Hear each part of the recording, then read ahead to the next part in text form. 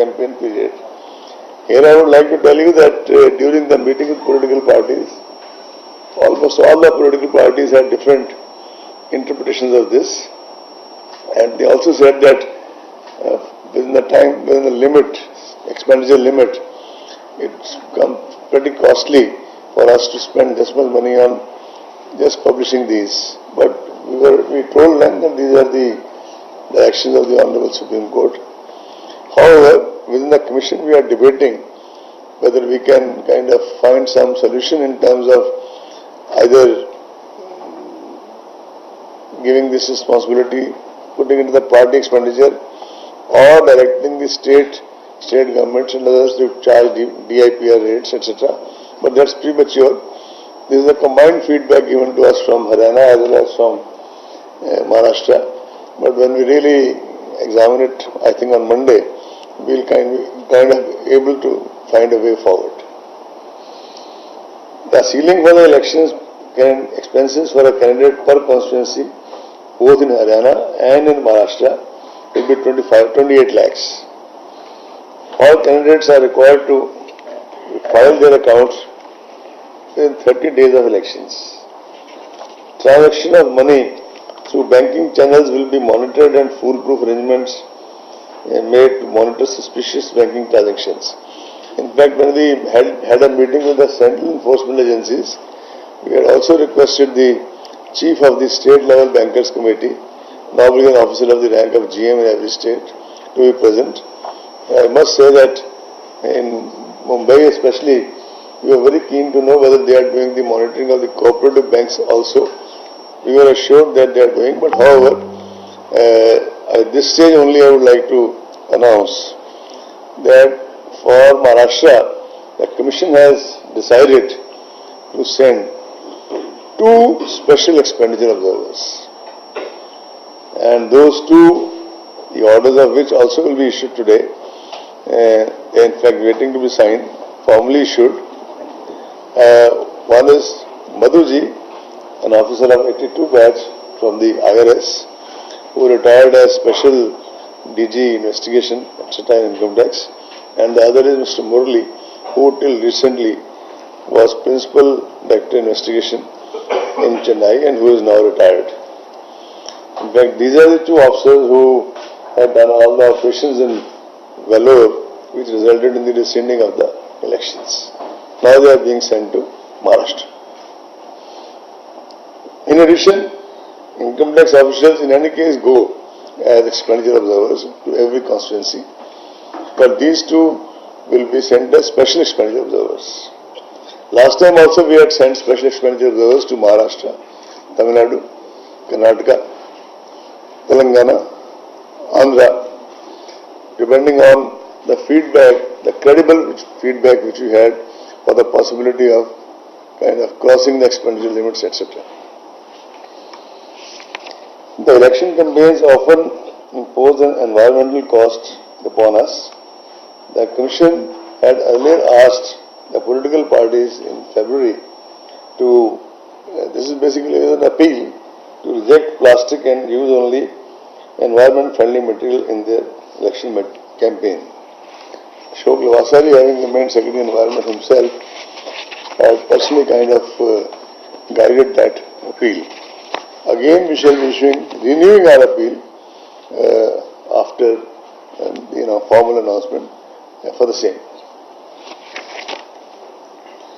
The ECI wishes to reassure the stakeholders about the functioning and quality of EVMs.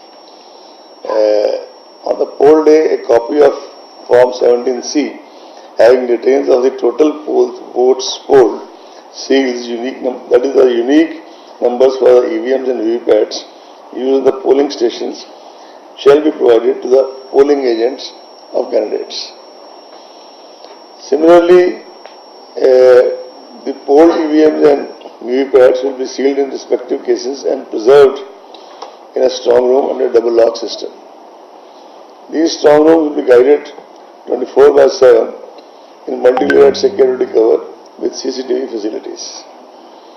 Candidates are free to camp at a convenient distance from the strong rooms if they so desire without disturbing the government security arrangements.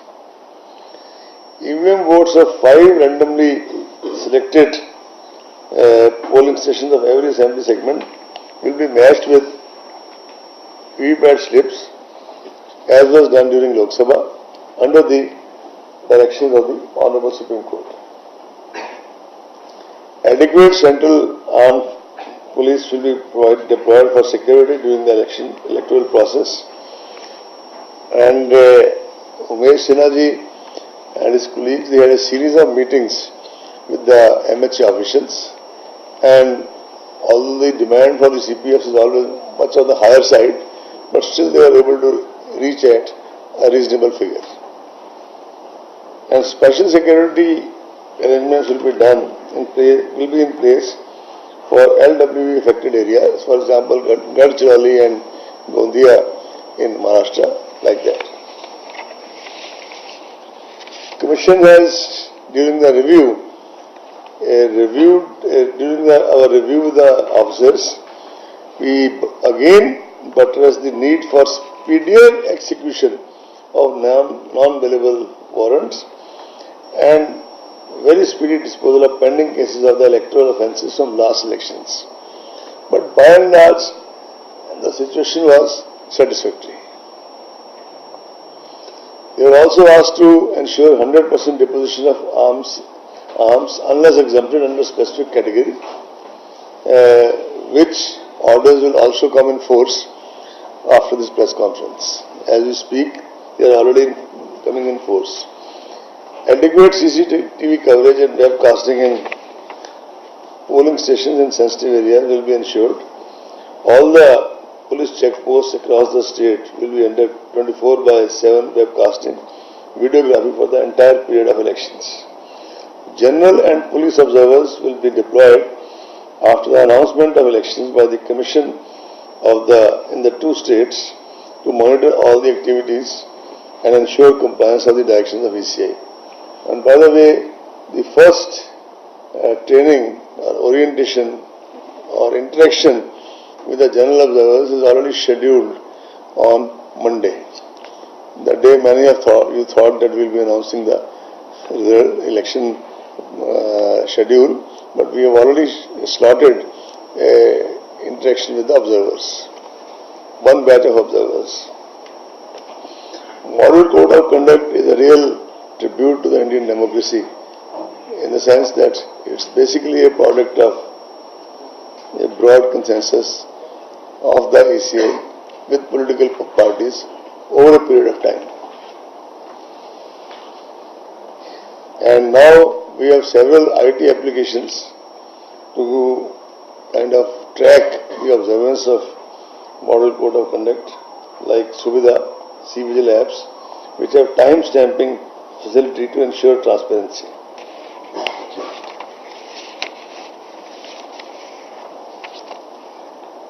The influence of media has increased manifold in the lives of citizens, as it should be in any vital and vibrant democracy. The Commission has always considered media as its invaluable ally in the elections.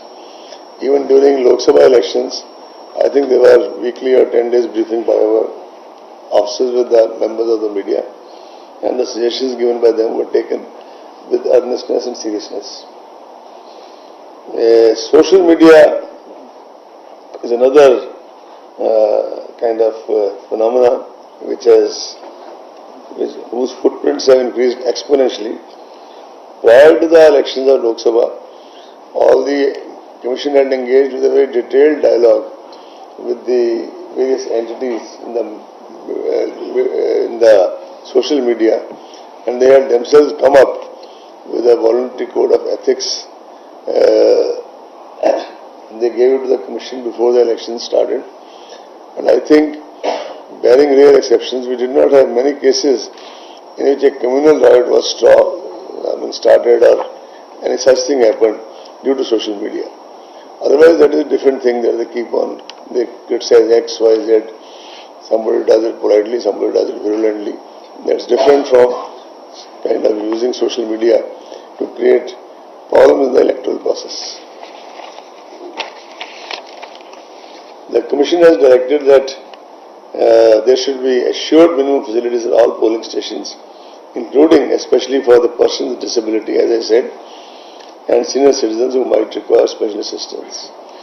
The Commission has also directed that at least one all-woman polling station shall be set up in each assembly segment of a parliamentary constituency in the state. Before concluding, I would like to reiterate that the Commission is totally committed to maintain purity of the elections and to deliver free, fair, transparent, inclusive, accessible and ethical elections in the country.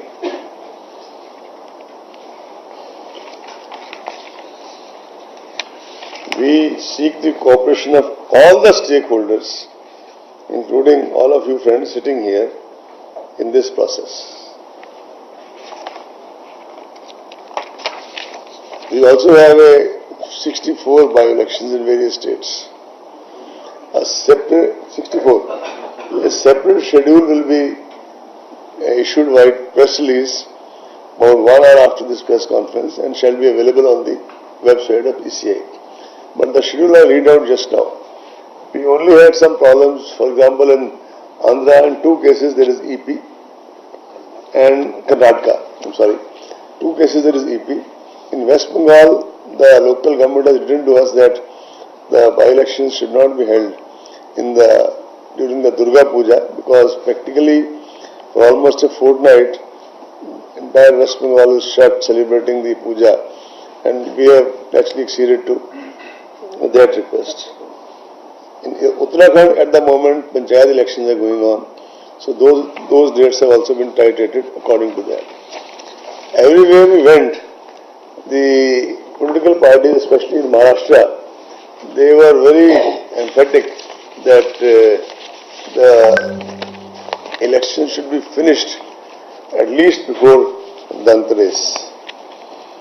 And by the way, if I take out the chart of holidays during September and October, it must be a very onerous exercise done by our officers to fix up and go around the holidays. This is the kind of chart of holidays in September, October, various holidays, religious holidays. If anybody is interested, I can share with you. Notwithstanding that, while paying compliment to them, and despite the issues of availability of central forces, the schedule is as follows. Issue of notification, 27. Schedule for Maharashtra and the entire press conferences for Maharashtra and Haryana. Sorry? Both the states. Both the states. 27th November. October. September. Last date of nominations, 4th October. Issue schedule for Maharashtra and Haryana General Assembly elections is as follows. The notification for both the states shall be issued on 27th September.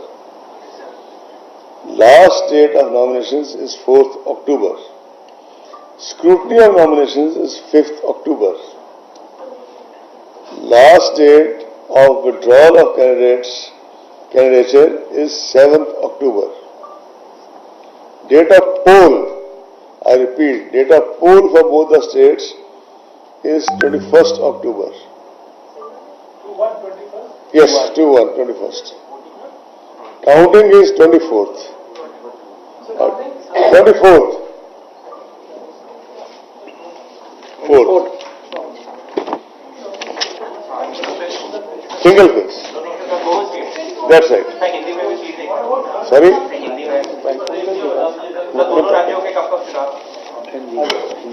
Hindi में notification जो है वो 27/9 को जारी होगी.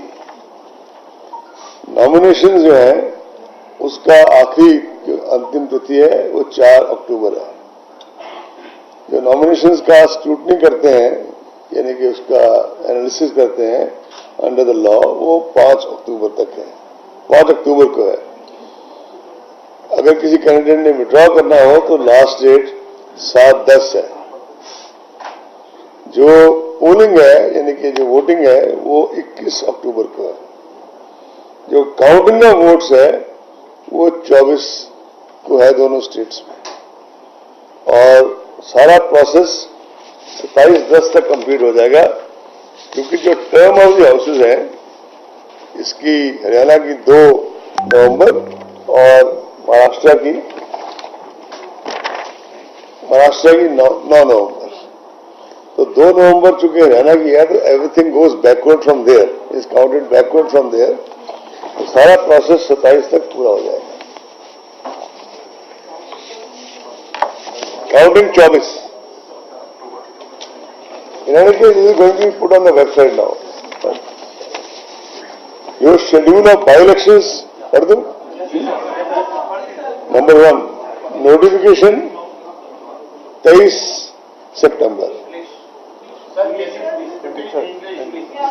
Issue of notification 23rd September. 23rd. By-elections. Last मैं पहले English में पढ़ देता हूँ, हिंदी में, फिर दोनों भाषा में पढ़ दूंगा।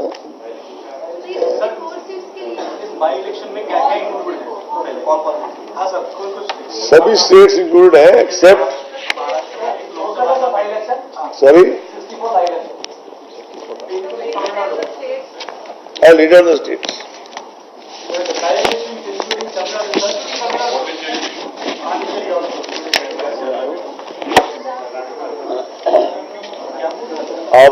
आपने पहले शेड्यूल सुनना है या नंबर सुनने हैं? कहाँ? ओके। अरुणाचल 1, असम 4,